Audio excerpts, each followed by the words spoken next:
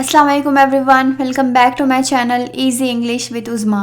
आज के इस वीडियो में हम वर्ब गो का इस्तेमाल सीखेंगे। ये देखेंगे कि गो की मदद से हम मुख्तलिफ सेंटेंसेस कैसे बनाते हैं। जैसे दूध ख़राब हो गया है, उसके बाल सफ़ेद हो रहे हैं। बहुत सारे सेंटेंसेस को हम बना सकते हैं। So let's get started. सबसे पहले गो ये जो है ये एक वर्ब है जिसका मीनिंग होता है जाना। इसका फर्स्ट फॉर्म होता है गो। सेकेंड फॉर्म के लिए हम वेंट यूज़ करते हैं। थर्ड फॉर्म गॉन होता है एंड आईएनजी के साथ अगर लिखा जाए तो वो गोइंग होगा। फॉर एग्जाम्पल, हम फ्लोरिडा गए, ये पास्ट इंडेफिनिट टेंस है।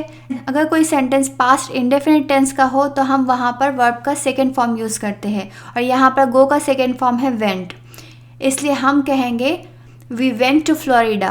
वी वेंट टू फ्लोरिडा, हम फ्लोरिडा गए। नेक्स्ट जो गो का इस्तेमाल है वो इस एक्सप्रेशन में कुछ इस तरह होगा, how did it go. How did it go जिसका मतलब होगा कोई चीज़ कैसी रही, कैसा गया, कैसा गुजरा। फॉर एग्जाम्पल, मीटिंग कैसी रही, यानी हमको कोई चीज़ के बारे में अगर मालूम करना है कि उसका रिजल्ट कैसा रहा, अच्छा रहा, बुरा रहा, तो उस वक्त हम ये एक्सप्रेशन यूज़ करते हैं हाउ डिड इट गो। अब यहाँ पर इट को हम रिप्लेस करके कोई भी नाउन यूज़ करेंगे। जैसे हमने यहाँ पर मीटिंग इस्तेमाल किया, अगर हमको पूछना है कि मीटिंग कैसी रही तो हम जस्ट इट को रिप्लेस कर देंगे मीटिंग के साथ। तो हमारा आंसर कुछ इस तरह होगा, how did the meeting go. How did the meeting go, meeting कैसी रही। अगर हमें कहना है कि जॉब इंटरव्यू कैसा रहा तो हम यहाँ पर ऐसे कहेंगे, how did the job interview go. How did the job interview go. And इसी तरह अगर आपको कहना है कि डॉक्टर का अपॉइंटमेंट कैसा रहा तो हम कहेंगे, how did the doctor's appointment go. How did the doctor's appointment go. इसी तरह इंग्लिश में कुछ ऐसे स्पेसिफिक वर्ड्स है जहाँ पर गो का इस्तेमाल किया जाता है, जैसे गंजा होना। तो हम गंजा होने के लिए जो वर्ड इस्तेमाल करेंगे वो होगा गो बॉल्ड। गो बॉल्ड, यहाँ पर हम गेट यूज़ नहीं करेंगे, गो यूज़ करेंगे। ओके, गंजा होना, गो बॉल्ड। इसी तरह अंधा होने के लिए हम यूज़ करेंगे गो ब्लाइंड। Go blind. बहरा होने के लिए गो डेफ। गो डेफ। इसी तरह बालों का सफ़ेद होना, उसके लिए यूज़ करेंगे गो ग्रे। गो ग्रे। एग्जाम्पल के ज़रिए देखते हैं, अगर हमें कहना है कि वो गंजा हो रहा है, आपका स्कल्प नज़र आए, इस तरह आपके बाल झड़ रहे हो तो उसे हम गंजा होना कहते हैं। तो वहाँ पर हम गो बॉल्ड का यूज़ करेंगे। ओके, वो गंजा हो रहा है तो हम कहेंगे he is going bald. Next example है, मेरे अंकल 40 साल की उम्र में गंजे हो गए। मेरे अंकल 40 साल की उम्र में गंजे हो गए, यानी उनके बाल झड़ गए। तो हम कहेंगे my uncle went bald at the age of 40। My uncle went bald at the age of 40। Next sentence है, वो अंधा हो रहा है, यानी उसे दिखाई नहीं दे रहा है, वो नाबीना हो रहा है, उसकी बीनाई जा रही है। तो हम कहेंगे he is going blind. He is going blind. Next sentence है, वो बहरा हो रहा है, उसे बिल्कुल ही सुनाई नहीं दे रहा है, वो बहरा हो रहा है। तो हम कहेंगे he is going deaf. He is going deaf. Next है, उसके बाल सफ़ेद हो रहे हैं, तो हम कहेंगे she is going grey. She is going grey. अगर आप नेटिव स्पीकर को सुनेंगे तो वो बाल सफ़ेद होने के लिए गोइंग ग्रे ये वर्ड्स का इस्तेमाल करते हैं, ना कि गोइंग वाइट। ओके, नेटिव से वो गोइंग ग्रे क्यों यूज़ करते हैं, क्योंकि जब हमारे बाल सफ़ेद होना शुरू होते हैं तो सफ़ेद बालों की जो तादाद है वो कम होती है और काले बाल बहुत ज़्यादा होते हैं। तो जब काले और सफ़ेद का कॉम्बिनेशन होता है तो कुछ ग्रे जैसा शेड नज़र आता है, तो वो प्रीफर करते हैं कि उससे कहना गोइंग ग्रे, ना कि गोइंग वाइट। तो ये एक्सप्रेशन इस तरह होगा, शी इज़ गोइंग ग्रे, उसके बाल सफ़ेद हो रहे हैं। अगर कहना है कि 40 साल की उम्र में उसके बाल सफ़ेद हो गए तो हम कहेंगे she went grey at age 40। She went grey at age 40। Next जो है गो का इस्तेमाल वो है गो बैड। गो बैड का मीनिंग होता है कि किसी फूड का ख़राब हो जाना। फॉर एग्जाम्पल, अगर आपको कहना है कि चीज़ ख़राब हो गया, ओके, तो हम कहेंगे the cheese went bad.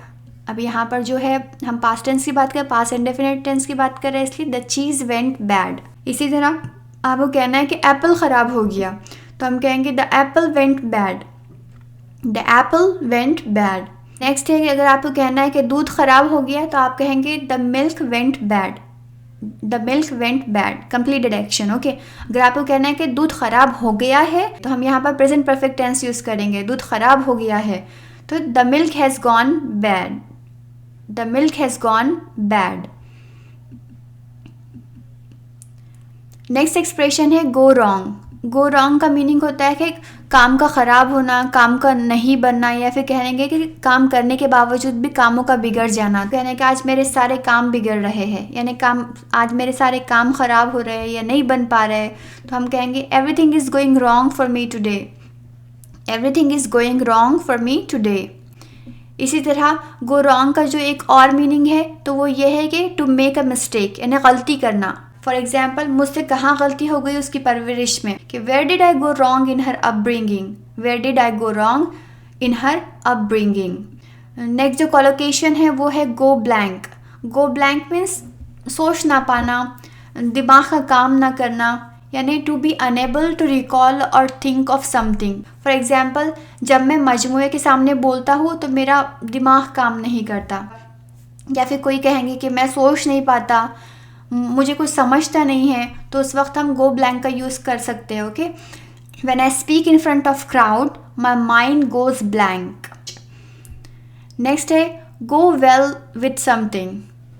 Go well with something, इसका मीनिंग कुछ इस तरह होता है कि if two things go well with each other it means that those two things are even better when they are together. तो हम जो उर्दू स्लैंग का हो या उर्दू लैंग्वेज का हो, तो डिस्क्राइब करने के लिए हम अच्छा लग रहा है बोलते हैं, जा रहा है बोलते हैं, और जच रहा है भी बोलते हैं। फॉर एग्जाम्पल, सादे चावल सालन के साथ अच्छे लगते हैं, तो हम कहेंगे plain rice goes well with the करी, यानी दोनों का जो कॉम्बिनेशन है वो अच्छा लगता है, तो हम कहेंगे plain rice goes well with the करी। नेक्स्ट है ये नीली शर्ट के साथ क्या अच्छा जाता है, यानी ये नीली शर्ट के साथ क्या कॉम्बिनेशन अच्छा लगता है, क्या अच्छा जाता है, तो हम कहेंगे what goes well with this blue shirt. ये काली पैंट नीली शर्ट के साथ अच्छी जाती है या फिर अच्छी लगती है, तो हम कहेंगे this black pant goes well with this blue shirt. This black pant goes well with this blue shirt. अब ये कुछ सेंटेंसेस आपके लिए, आप कमेंट करके बताएं कि इन सेंटेंसेस को किस तरह कहेंगे। मेडिकल एग्ज़ाम कैसा रहा? वो 70 साल की उम्र में बहरा हो गया। बिरयानी ख़राब हो गई है।